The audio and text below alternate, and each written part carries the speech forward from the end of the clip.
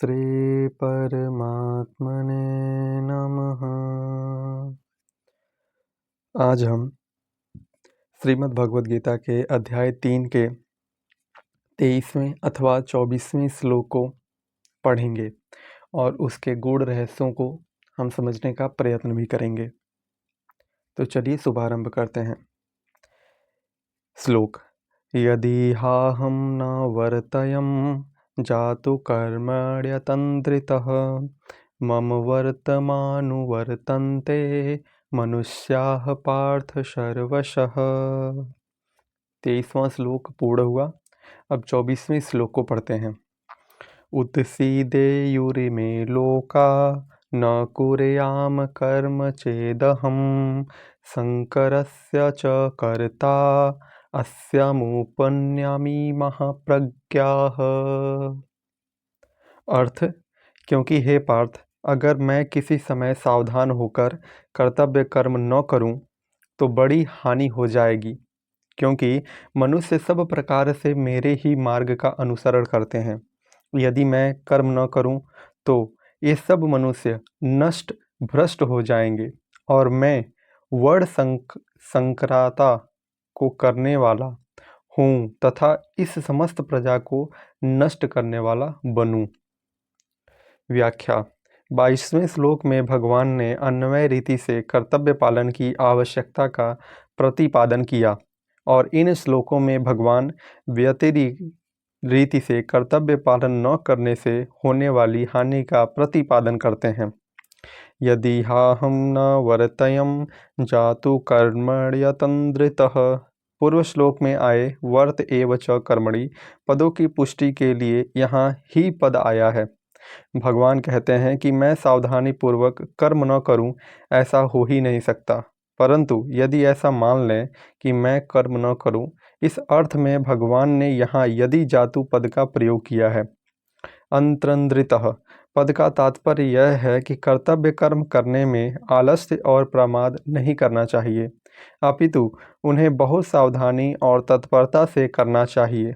सावधानी पूर्वक कर्तव्य कर्म न करने से मनुष्य आलस्य और प्रमाद के वश में होकर अपना अमूल्य जीवन नष्ट कर देता है।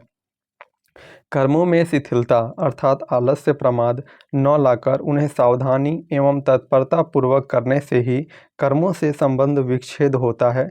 जैसे वृक्ष की कटी टहनी जल्दी टूट जाती है, पर जो अधूरे टूटने के कारण लटकी रही रहती है, ऐसे शिथिल अर्थात ढीली टहनी जल्दी नहीं टूटती। ऐसे ही सावधानी एवं तत्परता पूर्वक कर्म करने से कर्मों से संबंध विच्छेद हो जाता है, पर आलस्य प्रमाद पूर्वक अर्थात शिथिलता पूर्वक कर्म करने से कर्मों से संबंध विच्छेद नहीं होता। इसीलिए भगवान ने 19वें श्लोक में समाचार पद का तथा इस श्लोक में अंतर्दित पद का प्रयोग किया है। अगर किसी कर्म की बार बार याद आती है तो यही समझना चाहिए कि कर्म करने में कोई त्रुटि अर्थात कामना, आसक्ति, अपूर्णता, आलस्य, प्रमाद, उपेक्षा आदि हुई है, जिसके कारण उस कर्म से संबंध विच्छेद नहीं हुआ है। कर्म से संबंध विच्छेद न होने के कारण ही किए गए कर्म की याद आती है। मम वर्तमानुवर्तते मनुष्याः पार्थ सर्वशः। इन पदों से भगवान मानो यह कहते हैं कि मेरे मार्ग का अनुसरण करने वाले ही वास्तव में मनुष्य कहलाने योग्य हैं। जो मुझे आदर्श न मानकर आलस्य प्रमाद वश कर्तव्य कर्म नहीं करते और अधिकार चाहते हैं, वे आकृति से मनुष्य होने पर भी वास्तव में मनुष्य कहलाने योग्य नहीं हैं। इसी अध्याय के 21वें श्लोक में भगवान ने कहा था कि श्रेष्ठ पुरुष के आचरण और प्रमाण के अनुसार सब मनुष्य उनका अनुसरण करते हैं, और इस श्लोक में भगवान कहते हैं कि मनुष्य सब प्रकार से मेरे मार्ग का अनुसरण करते हैं। इसका तात्पर्य यह है कि श्रेष्ठ पुरुष तो एक ही लोक अर्थात मनुष्य लोक में आदर्श पुरुष है, पर मैं तो तीनों ही लोकों में आदर्श पुरुष हूँ। मनुष्य को संसार में कैसे रहना चाहिए यह बताने के लिए भगवान मनुष्य लोक में अवतरित होते हैं। संसार में अपने लिए रहना ही नहीं है, यही संसार में रहने की विद्या है। संसार वस्तुतः एक विद्यालय है जहाँ हमें कामना, ममता, स्वार्थ आदि के त्याग रूप दूसरों के हित के लिए कर्म करना सीखना चाहिए और उसके अनुसार कर्म करके अपना उद्धार करना है। संसार के सभी संबंधी एक दूसरे की सेवा अर्थात हित के लिए ही कार्य करें। इसलिए पिता, पुत्र, पति, पत्नी, भाई, बहन आदि सबको चाहिए कि वे एक दूसरे के अधिकार की रक्षा करते हुए अपने अपने कर्तव्य का पालन करें और एक दूसरे के कल्याण की चेष्टा करें। उत्सीदे यूरे में लोका न कुर्याम कर्म चेदहम। भगवान 23वें श्लोक में यदि हाह्यम न वर्तयम जातु कर्मणे चंद्रितः पदों से कर्मों में सावधानी न रखने से होने वाली हानि की बात कही और अब इस 24वें श्लोक में उपर्युक्त पदों से कर्म न करने से होने वाली हानि की बात कहते हैं। यद्यपि ऐसा हो ही नहीं सकता कि मैं कर्तव्य कर्म न करूं, तथापि यदि ऐसा मान लिया जाए, इस अर्थ में भगवान ने यहाँ चेत पद का प्रयोग किया है। इन पदों का तात्पर्य है कि मनुष्य की कर्म न करने में भी आसक्ति नहीं होनी चाहिए। माते संगो अस्वत कर्मणि, गीता 2 अध्याय का 46वां श्लोक। इसीलिए भगवान अपना उदाहरण देते हुए कहते हैं कि मेरे लिए कुछ भी प्राप्तव्य न होने पर भी मैं कर्म करता हूँ। यदि मैं जिस वर्ण, आश्रम आदि में मैंने अवतार लिया है उसके अनुसार अपने कर्तव्य का पालन न करूं, तो संपूर्ण मनुष्य नष्ट भ्रष्ट हो जाएं, अर्थात उनका पतन हो जाए। कारण कि अपने कर्तव्य का त्याग करने से मनुष्यों में तामस स्वभाव आ जाता है, जिससे उनकी अधोगति होती है। अधोगच्छन्ति तामसः। गीता 14 अध्याय का 18वां श्लोक। भगवान त्रिलोक में आदर्श पुरुष हैं और संपूर्ण प्राणी उन्हीं के मार्ग का अनुसरण करते हैं। इसीलिए यदि भगवान कर्तव्य का पालन नहीं करेंगे तो त्रिलोक की में भी कोई भी अपने कर्तव्य का पालन नहीं करेगा। अपने कर्तव्य का पालन न करने से उनका अपने आप पतन हो जाएगा। शंकरस्य च कर्ता अस्यामुपहन्निमा प्रज्ञः। यदि मैं कर्तव्य कर्म न करूं तो सब लोग नष्ट भ्रष्ट हो जाएंगे और उनके नष्ट होने का कारण मैं ही बनूंगा, जबकि ऐसा संभव नहीं है। परस्पर विरुद्ध दो धर्म भाव एक में मिल जाएं तो वह शंकर कहलाता है।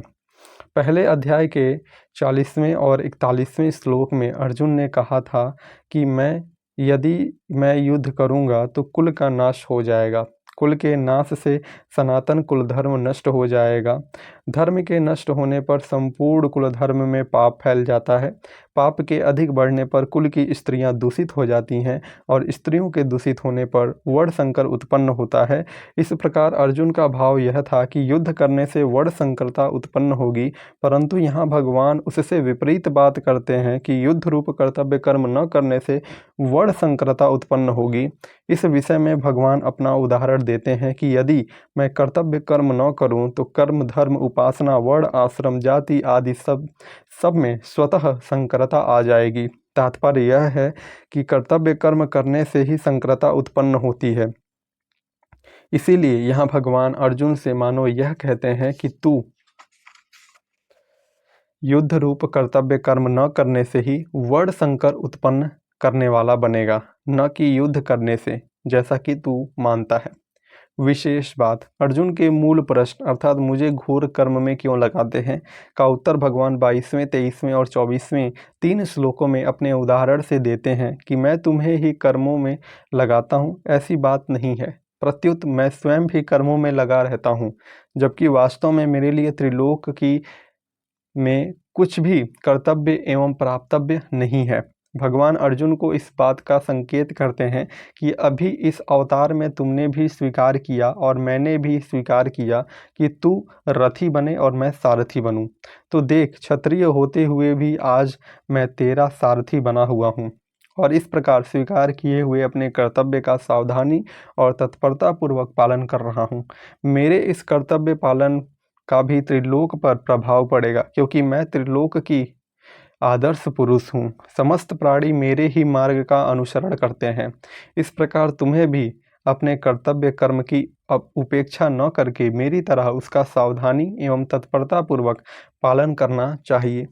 और इस प्रकार भगवद गीता का 23वां और 24वां श्लोक पूर्णतः समाप्त होता है। कृष्णार्पणमस्तु। ओम श्री हरि।